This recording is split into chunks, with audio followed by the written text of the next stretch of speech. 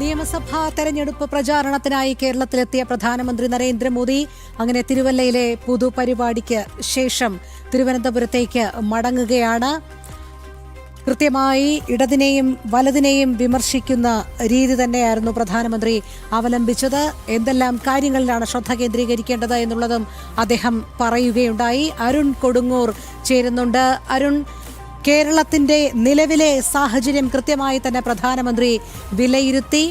വികസന മുരടിപ്പ്, തൊഴിലില്ലായ്മ, ഇതിന്റെയൊക്കെ കാരണങ്ങൾ എന്താണ് എന്നുള്ളതും അദ്ദേഹം പറഞ്ഞു. ഒരു ഇരട്ട എഞ്ചിൻ സർക്കാരിന്റെ പ്രാധാന്യം എത്രത്തോളം വേണം, അതിന്റെ ആവശ്യകത കേരളത്തിൽ ഉണ്ടാകേണ്ടതിന്റെ പ്രാധാന്യമെല്ലാം അദ്ദേഹം എടുത്തു പറയുകയുണ്ടായി. അദ്ദേഹത്തിന്റെ പ്രസംഗത്തിന്റെ ആ ഒരു സാരാംശം എന്തൊക്കെയാണ് അരുൺ?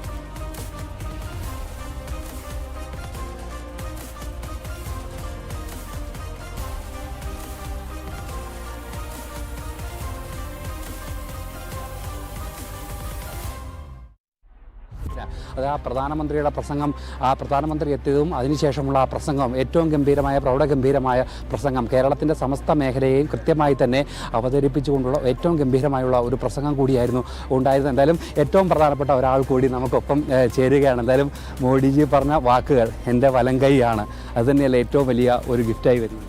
തീർച്ചയായിട്ടും, കാരണം അത് എത്ര വിവരിച്ചാലും മതി വരില്ല. കാരണം അത്രത്തോളം വലിയൊരു സ്നേഹമാണ് അദ്ദേഹം നൽകിയത്. ആ സ്നേഹത്തിന് എത്ര നന്ദി പറഞ്ഞാലും മതി വരില്ല. അദ്ദേഹം നൽകുന്ന ഒരു വലിയ പിന്തുണ, കാരണം ചെറിയ പിന്തുണയല്ല അദ്ദേഹം നൽകിയത്, വലിയ പിന്തുണയാണ് അദ്ദേഹം നൽകിയത്. ഇത്രയും നാളും അദ്ദേഹത്തിന് വേണ്ടിയിട്ട് ചെറിയ തോതിൽ ഒരു എളിയ പ്രവർത്തന രീതിയിൽ പ്രവർത്തിക്കാൻ സാധിച്ചതിന് അദ്ദേഹം വലിയ രീതിയിൽ അക്നോളജ് ചെയ്തു.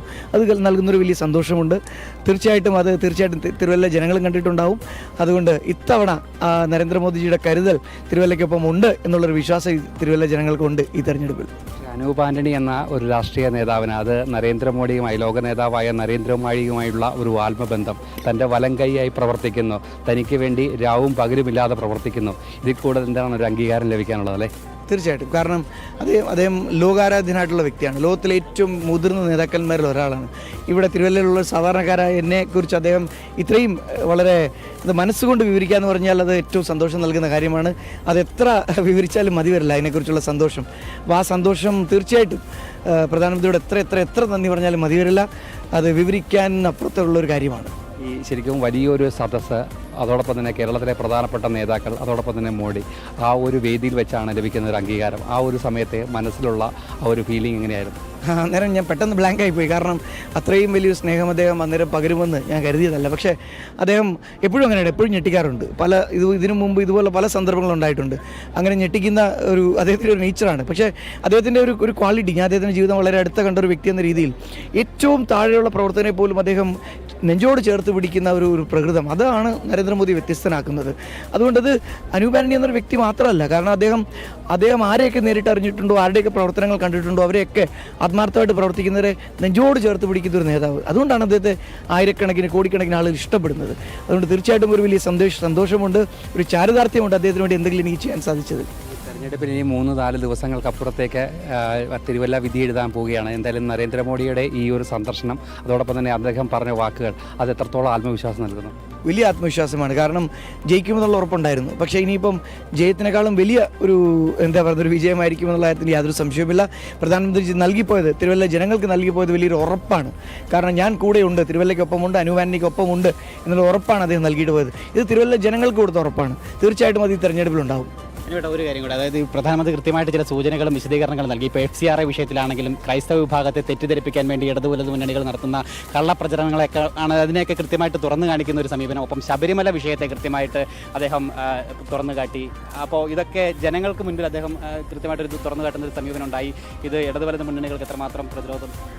ഇനി എന്താണ് ഇടതുവലതു മുന്നണികൾക്ക് പറയാനുള്ളത്? FCRA വിഷയത്തിൽ അവർ കള്ളം പ്രചരിപ്പിക്കുകയായിരുന്നു എന്ന് അദ്ദേഹം, പ്രധാനമന്ത്രി, രാജ്യത്തിൻ്റെ പ്രധാനമന്ത്രി, ആരാണോ ഇതിൻ്റെയൊക്കെ മുകളിലിരിക്കുന്ന ഈ ബില്ലുകളിലൊക്കെ പാസ്സാക്കുന്ന ആ ഗവൺമെൻറ്റിൻ്റെ പാർലമെൻറ്റിൻ്റെയൊക്കെ ഏറ്റവും മുകളിലിരിക്കുന്ന വ്യക്തി, ഭാരതത്തിൻ്റെ അതോറിറ്റി തന്നെ പറയുകയാണ് അതിനകത്തൊന്നുമില്ല ആശങ്കപ്പെടാനായിട്ട്. അപ്പോൾ സ്വാഭാവികമായിട്ടും ഇതിനപ്പുറത്തേക്ക് ഇനിയിപ്പോൾ എന്ത് കള്ളങ്ങൾ പറയാനാണ് ഇവർ? അദ്ദേഹം തന്നെ പറഞ്ഞില്ലേ, CAA കൊണ്ടുവന്ന സമയത്ത് ഇതേപോലെ കള്ളപ്രചരണങ്ങൾ നടത്തി. പക്ഷേ ആ പ്രചരണങ്ങൾ പിന്നീട് അസാധുവായില്ലേ? അത് ഇവരുടെ രാഷ്ട്രീയം, എനിക്ക് കഷ്ടം തോന്നുന്നുണ്ട് ഈ ഇടത് വലത് മുന്നണിയുടെ രാഷ്ട്രീയത്തിൽ. എന്തിനാണ് ഇങ്ങനെ കള്ളം പറയുന്നത്? നരേന്ദ്രമോദിയെ പോലെ അധ്വാനിച്ച് ജനഹൃദയങ്ങൾ കീഴടക്കിക്കൊണ്ടുള്ള രാഷ്ട്രീയം ചെയ്യുക. അത് ചെയ്യാതെ കള്ളം പ്രചരിപ്പിക്കുന്ന രാഷ്ട്രീയം എത്രത്തോളം ചെയ്താലും അത് ഇനി ഫലപ്പോവില്ല. ഇനിയിപ്പം FCR ആയിക്കൊള്ളട്ടെ, ഏത് വിഷയത്തിലായിക്കൊള്ളട്ടെ, ഇനി ഒരു കള്ളവും അവർക്ക് പ്രചരിപ്പിക്കാനില്ല. അപ്പം കേരളത്തിലെ സൂക്ഷ്മമായിട്ടുള്ള വിഷയങ്ങൾ ഇപ്പോൾ ഈവൻ കോട്ടയം മെഡിക്കൽ കോളേജിൻ്റെ പരിതാപകരമായിട്ടുള്ള അവസ്ഥ പോലും അദ്ദേഹം ചൂണ്ടിക്കാട്ടി. കേരളം അല്ലെങ്കിൽ കേരളത്തിനോട് പോലും അത്രയും കാര്യങ്ങൾ നിരീക്ഷിക്കുന്നുണ്ട്, ഇവിടുത്തെ കാര്യങ്ങളടക്കം സൂക്ഷ്മമായിട്ട് ദർശിക്കുന്നുണ്ട് അദ്ദേഹം എന്നുള്ളതിൻ്റെയൊക്കെ സൂചനയായിരുന്നു. അതെ, റോഡുകളുടെ അവസ്ഥ. കാരണം നരേന്ദ്രമോദി എന്ന നേതാവിനെ വ്യത്യസ്തമാക്കുന്നത് പ്രശാന്ത് കിഷോർ എന്നെ ഒരു തവണ പറഞ്ഞിട്ടുണ്ട്. അദ്ദേഹത്തിൻ്റെ എതിർപക്ഷത്തിരിക്കുന്ന ആളാണ്. നരേന്ദ്രമോദി എന്ന ഒരു നേതാവിൻ്റെ ഒരു ഗുണം, അദ്ദേഹം ഏറ്റവും താഴെത്തട്ടിൽ നിന്ന് മുകളിലേക്ക് വന്ന വ്യക്തിയാണ്. അദ്ദേഹത്തിന് ഇതുവഴി വരുമ്പോൾ തന്നെ അറിയാം ഏത് റോഡിൻ്റെ എന്ത് വിഷയമാണ്, ഏത് പാലത്തിൻ്റെ എന്ത് വിഷയമാണ്. ഓരോ കാര്യത്തിലും അദ്ദേഹത്തിന് മൈന്യൂട്ടായിട്ടുള്ള ശ്രദ്ധ പോകുന്ന വ്യക്തിയാണ്. അദ്ദേഹം സമയമെടുത്ത് കാര്യങ്ങൾ പഠിക്കുന്ന വ്യക്തിയാണ്. 1.5 മണിക്കൂർ അദ്ദേഹം പ്രസംഗിച്ചില്ലേ?